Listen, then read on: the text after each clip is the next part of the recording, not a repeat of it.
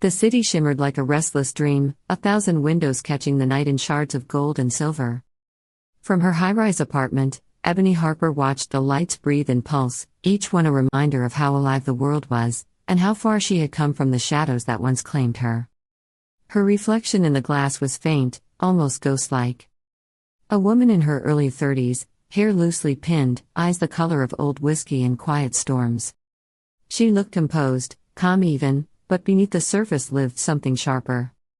The memory of a girl who had once been told she'd never be enough. It had been years since she'd left home, but the echoes still lived in her bones. The dinners full of polite cruelty, the sharp laughter that followed her small achievements, the soft condescension that passed for love. Her family's words were always dressed in silk but cut like glass. Her father, William Harper, was a man who believed in power, the kind that could be seen and measured. He owned a chain of real estate companies, sat on boards, spoke in rooms where people nodded when he entered. Her mother, Evelyn, was the perfect counterpart, elegant, poised, the curator of appearances. And her older brother, Tyler, the golden son, was their pride made flesh. Ebony was the afterthought. The quiet one. The girl who smiled too softly, spoke too little, and blended into the wallpaper of her own life. When she graduated top of her class in finance, they had smiled politely at the ceremony, then gone home early. Her father patted her shoulder like one might pat a diligent employee. Her mother said, "I'm sure this will help you find a good assistant position somewhere." Tyler didn't even look up from his phone. It was the pattern of her life, invisibility masquerading as love. The breaking point came one rainy Thursday night. The Harper family had gathered for dinner at the old estate, the kind of sprawling suburban mansion that screamed success even as the foundation was quietly cracking. The conversation circled around business, as it always did. William spoke of expansions, of new luxury developments and partnerships. Tyler interrupted often, offering bold ideas that made little sense but sounded impressive. Evelyn poured more wine, eyes flicking between father and son, radiant with pride. When Ebony offered a quiet suggestion about diversifying their investments, her father's fork paused midair. He laughed, not cruelly, but carelessly, the kind of laughter that told her she was a child playing dress-up in a room meant for men. "You wouldn't understand how things work in the real world," he said, almost kindly. The word slid into her chest like a knife. Her mother's approving smile was worse than the laughter. Tyler added something about her being too academic, and the table erupted in comfortable amusement. Ebony smiled faintly, excused herself, and left before dessert. Outside, the rain fell in soft sheets, and the air smelled like cold earth and endings. She stood by her car for a long time, the laughter still echoing behind her, and decided something silently, a promise she didn't speak aloud. That was the night she stopped trying to belong. At first, nothing changed on the surface. She still attended family dinners, still answered her mother's clipped calls, still played her role, the quiet, harmless daughter. But beneath the stillness, she began to move differently. By day, she worked as a junior analyst in a corporate firm downtown. By night, she studied everything she could about finance strategy, market timing, and corporate recovery. She pored over data while the city slept, driven by something colder and purer than ambition. She didn't want revenge. She wanted power, the kind they couldn't see coming. In time, she began consulting for small startups, companies no one in her father's circle would even acknowledge. Her insight was sharp, her instincts cleaner than experience could teach. Within 2 years, she was quietly making more money in side projects than her salary ever offered. But she said nothing. She let them believe she was still small, still irrelevant. At family gatherings, her mother continued to praise Tyler's brilliant leadership at Harper & Company. Ebony smiled, nodding as though she hadn't already noticed the company's debts creeping higher. She'd seen the reports, the poor investments, the reckless loans, the carelessness disguised as confidence. Tyler's arrogance was loud enough to drown out reality. Her father's pride was blind enough to follow him. It was like watching a slow-motion collapse, and they didn't even see the cracks forming. One Christmas, her mother made a toast to the Harper men. The guests laughed, the wine flowed, and Ebony stood by the window, looking out at the frost on the glass. She had stopped expecting warmth from that house long ago. Still, she couldn't stop caring. That was her curse, to love people who couldn't love her the way she deserved. Then came the fall. The deal that was supposed to secure their empire, a massive urban redevelopment, went wrong in every way possible. Tyler had signed off on contracts he barely understood. Investors pulled out. The city revoked permits. Millions were lost overnight. William Harper's name, once synonymous with success, became a whisper of ruin. The phone calls began. Bankers. Creditors. Partners demanding explanations. The family's empire trembled. For weeks, they tried to hide it, even from Ebony. But news travels fast in the business world, especially failure. By the time she heard the truth, her father's company was already sinking. Her mother's voice cracked on the phone the night she called. "He's struggling, Ebony. Everything is falling apart." When she went home, the house felt smaller somehow. Her father sat in his office surrounded by papers, his eyes hollow with disbelief. The man who had once looked down on her couldn't even lift his head. "Can you help?" he asked. The words came out like ash. Ebony looked at him, truly looked, and saw the irony written all over his face. The mighty asking help from the invisible. She said yes. Quietly. Over the next months, she buried herself in his records. She traced the debts, untangled the false numbers, and exposed the rot. Tyler's reckless deals were everywhere. Loans disguised as assets, partnerships that existed only on paper, vanity projects draining millions. She worked from dawn till midnight, sleeping in her old room, surviving on black coffee and the quiet rhythm of her own determination. And in that chaos, she made a choice. She couldn't save the Harper empire. But she could save herself. Through careful, legal maneuvering, she created a holding company under her name. She transferred viable properties, the ones her father neglected, into it. She restructured debts, renegotiated with investors, and salvaged what could be reborn. To the outside world, it looked like she was managing damage control. In reality, she was laying the foundation for something far stronger. When Tyler discovered her signature on those transfers, he exploded. He accused her of betrayal, of stealing what was his. Their parents believed him. Her father shouted. Her mother cried. The words disloyal and selfish filled the air like smoke. Ebony stood in the storm and didn't flinch. She left that night with nothing but a box of documents and her silence intact. The following year was brutal, but clean. Her father's company collapsed completely. Tyler's name became synonymous with scandal.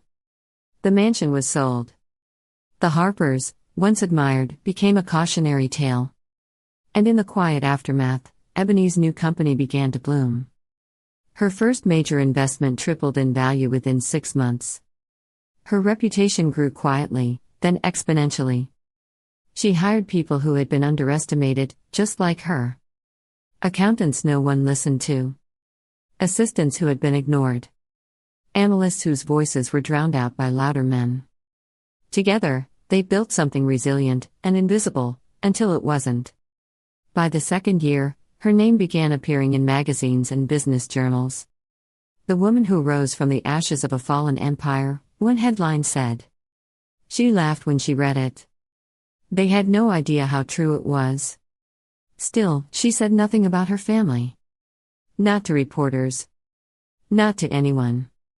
When asked, she only smiled and said, "They taught me everything I needed to know." But success never arrives without ghosts. Late at night, when the city lights painted her ceiling in restless colors, she thought of her father. Of the last look he gave her before everything fell apart, a mix of anger and fear, but mostly confusion. He didn't hate her. He just couldn't understand her strength. One winter evening, she received a message she hadn't expected. Her mother wanted to meet. When Ebony arrived at the cafe, Evelyn looked older. The perfect hair, the jewels, all still there, but dulled somehow. "Your father's not well," she said quietly. "He wants to see you." Ebony hesitated. For years, she had imagined what she'd say if that moment ever came. anger, vindication. But all she felt was a strange calm. She went that night. The house was smaller now, humbler. The air smelled like old books and dust. William Harper sat in a chair by the window, wrapped in a blanket. The man who once commanded rooms now struggled to lift his gaze. When he finally met her eyes, there was no arrogance left, only something raw, almost human. "I was wrong about you," he said after a long silence. "You were the one who saved us. I just didn't see it." She wanted to speak, to release years of swallowed pain, but the words wouldn't come. Instead, she nodded. He smiled faintly. "Silence," he said, "was your armor. I mistook it for surrender." When she left that night, the air was cold but clean. The city lights followed her home like distant stars. She stood by her window again, the skyline alive below her, and for the first time, she let herself breathe. The girl who once begged to be seen no longer needed witnesses. Her strength wasn't in the noise of victory, it was in the quiet certainty that she had built something no one could take away. The morning light spilled across the city like liquid gold, gliding over glass towers and waking the restless hum below. Ebony Harper stood at the window of her office, her reflection merging with the skyline. Behind her, the air hummed faintly with the sound of progress, printers whirring, muted footsteps, the rhythm of a company alive and breathing. Her company. 5 years had passed since the city last whispered Ebony Harper's name with awe. Now, it said it with reverence. The world had changed around her, buildings rose, companies fell, the skyline shifted, but Ebony remained, steady as stone, her influence quiet yet impossible to ignore. Her company, Line Holdings, had grown into a global powerhouse. But its soul wasn't built on greed or legacy. It was built on her, on discipline, dignity, and a relentless kind of grace. Those who once mocked her now quoted her. Those who dismissed her now sought her approval. And yet, beneath her calm, there lingered the faint pulse of unfinished justice, not for her, but for the broken system she had escaped. Because Ebony had learned something in silence, power was not about revenge. It was about rewriting the rules so that cruelty no longer held the pen. It was a crisp autumn morning when she first saw his name again, Tyler Harper, her brother, on the cover of a financial magazine. The headline read, "From Ruin to Reinvention, Tyler Harper's Second Act." She stared at the photo for a long time, him, smiling that familiar smile, the one that once disguised arrogance as charm. He had started a new company. Small, scrappy, self-funded.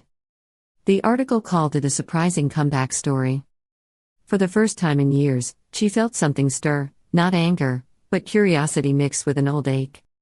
That evening, as city lights shimmered against the glass walls of her penthouse, her assistant approached softly. "Ebony, there's someone here to see you." She looked up from her work. "At this hour?" Her assistant hesitated. "It's Tyler Harper." The words hit the air like a ghost's breath. Ebony leaned back slowly. "Send him in." He entered with careful steps, older now, lines carving humility where arrogance once lived. His suit was plain. His eyes, once hard, now searched the room like a man trying to find footing. "Ebony," he said softly. "You look different." She folded her hands on the desk. "And you look like a man who finally stopped running." He smiled faintly. "I did. I had to." The silence between them stretched, filled with everything they'd never said, everything she no longer needed to. Finally, he exhaled. "You were right. About all of it. I spent years chasing Dad's shadow, and I ended up in darkness. I thought success would fix it. But it didn't. You did something none of us could." Ebony studied him for a moment, her expression unreadable. "Redemption doesn't come in headlines," she said quietly. "It comes in what you do when no one's watching." "I know," he said. "That's why I'm here." He took a small envelope from his coat and placed it on her desk. "It's from Mom." Her chest tightened, she hadn't heard from their mother in years. Tyler nodded toward it. "She's not well. But she asked me to tell you. She's proud of you. And she's sorry." For a moment, the mask cracked. Ebony looked away, her eyes glistening with the faintest hint of something she hadn't let herself feel in a long time, tenderness. "Where is she?" Ebony asked. "She's still at the old estate," he said quietly. "It's falling apart now. But she won't leave." Ebony's gaze drifted toward the city beyond her window, all that glass and light, so far from where she began. "I'll go," she said finally. The Harper estate was not what it once was.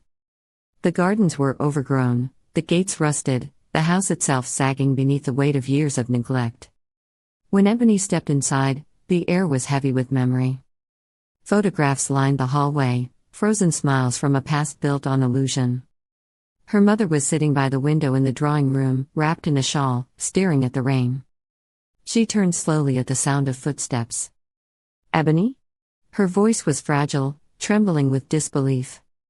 Ebony crossed the room and stopped a few feet away. "It's been a long time." Her mother's eyes filled with tears. "I didn't think you'd come." "I almost didn't," Ebony admitted. "But Tyler said you wanted to see me." Her mother nodded. "I did. I've had too much time to think.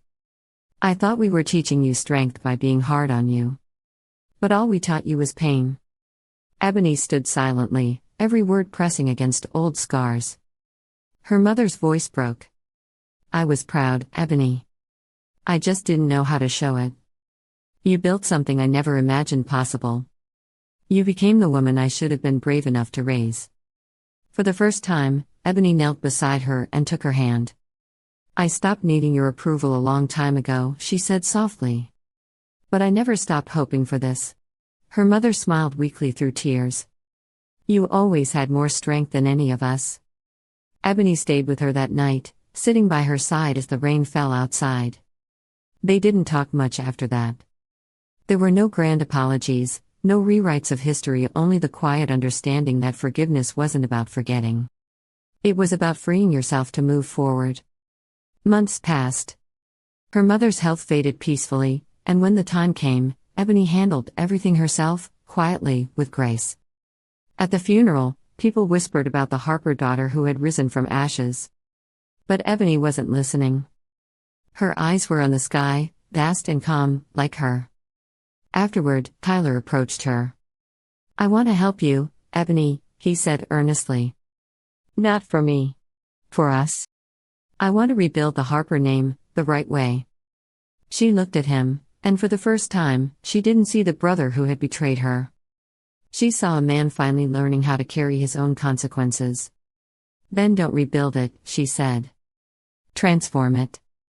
The name doesn't matter anymore. The legacy does." Tyler nodded, humbled. "Then teach me." And so she did. Over the next 2 years, Ebony took him under her wing not as an act of mercy, but as a test of truth. She watched him rise early, stay late, make mistakes, own them. He didn't seek attention. He sought redemption. One evening, while reviewing a project proposal, he looked up and said quietly, "I never understood how you did it. How you stayed kind after everything." Ebony smiled faintly. "Kindness isn't weakness. It's control." Tyler nodded slowly. "Dad would have been proud of you." Ebony looked out the window at the glittering city. "Maybe.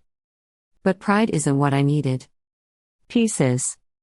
Years later, Ebony Harper stood once again on the stage of the Global Leadership Forum, a sleek auditorium filled with the world's most powerful minds. She had been invited to speak about transformation, about what it meant to build something that lasts. The lights dimmed as she approached the podium. Her voice was calm, strong, deliberate. "I was taught that power was loud," she said. "That it came from titles, from wealth, from control. But I learned that real power is quiet. It doesn't shout. It doesn't demand. It endures." The room was utterly still. "I was underestimated once," she continued. "Dismissed. Forgotten. But I built something stronger in that silence. And if you take nothing else from this, remember, the world cannot take from you what it never gave you." The audience rose in thunderous applause. But Ebony didn't smile for the cameras. Her gaze drifted to the back of the room, where Tyler stood, clapping softly, pride shining in his eyes. She nodded once, a silent acknowledgement between two survivors of the same storm. That night, she returned to her office. The city outside glowed like a sea of stars. She walked to the window, hands in her pockets, the hum of the city below wrapping around her like a lullaby. Her reflection stared back, composed, confident, unbreakable. The woman who had once been overlooked now stood above it all, not in arrogance, but in peace. She whispered softly to herself, "You did it, Ebony." And for the first time, the echo that answered was not one of longing, it was of completion. The world had taken her for granted, broken her, silenced her. But she had built her empire from the sound of her own heartbeat. And in that quiet, Ebony Harper found her final triumph.